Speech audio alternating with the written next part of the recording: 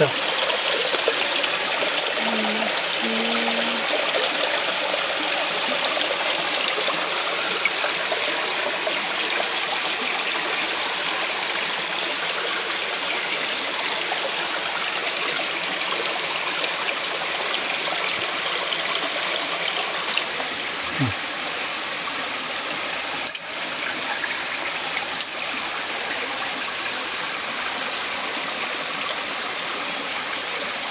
Pero ano lang dito, napakarami yung suso. Kakaiba yung suso dito na mahuhuli kasi hindi makinis yung exoskeleton. Unlike sa una, yung pinuntahan namin na sapa. Dadalawa yung klase ng suso na matatagpuan doon. Dito, ito yung pinaka common na suso. So sa kasalukuyan, andito kami ngayon sa Busaydos. Mula doon sa may Barangay Gayad, Capuocan, Leyte. Naglakbay kami papunta dito ng mahigit siguro mga 20 minutos na lakaran upang marating itong Busaydos. Yung Busaydos na sinasabi ko ay nandun lamang sa unahan. Mula rito, tatahakin natin yung Busaydos ng siguro mga 10 minutes kung diretsahan lang. So ngayon, kasi mangunguha tayo ng suso o yung isang freshwater na mollusk. Para manguha ng suso, pinakailangan na medyo ano lang tayo sa be a keen observer. Yung tubig ay dapat clear para masyado makita yung suso.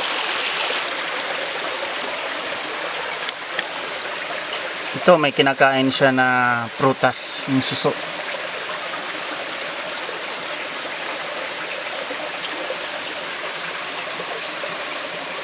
Ito pa.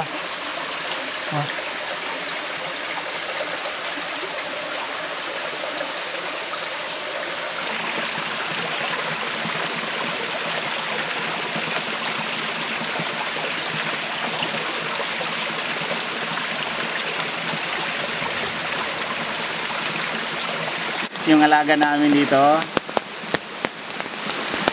na takot sa ulan. So ano siya, anong phobia yon? So takot sa tubig. Ay bro, may mga suso dito na maakyat na sa itaas mismo ng mga bato gaya nito. At hindi maiwasan na magkulay bato rin yung suso kasi nagkakamouflage.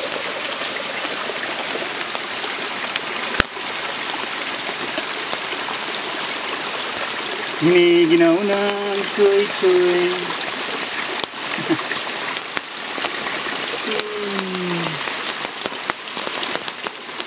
Angkot na choy.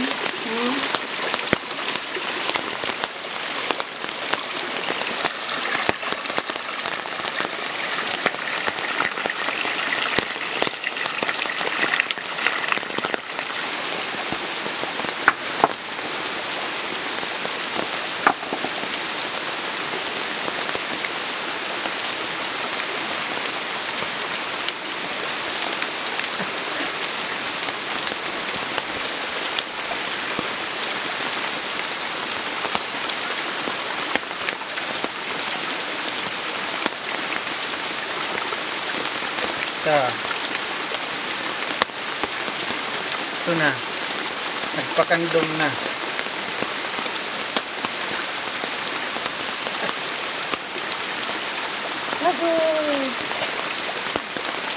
Takot sa ulan.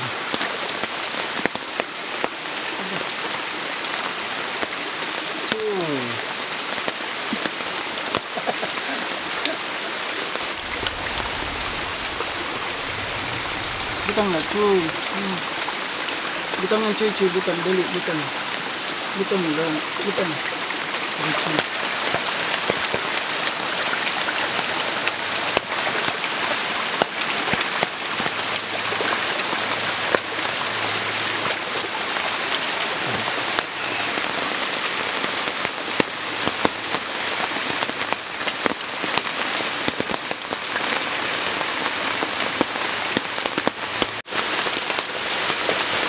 Ini. Hindi. Ito. Ito pa. Ito. Pa. Wala. Pa.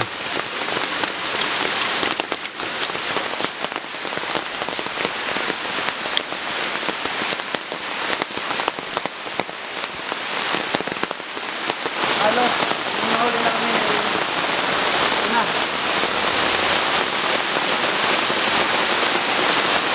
Halos mapuno na yung tabo.